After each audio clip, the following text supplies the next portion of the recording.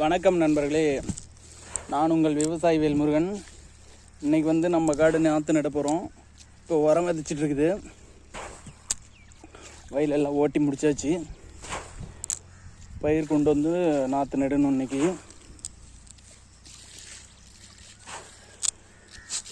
அதுக்காக இப்போ காம்ப்ளெக்ஸு டிஏபியும் கலந்து போட்டுட்ருக்குது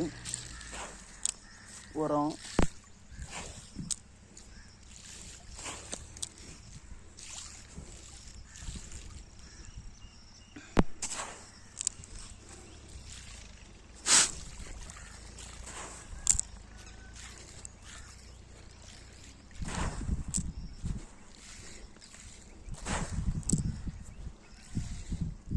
ஃபுல்லாக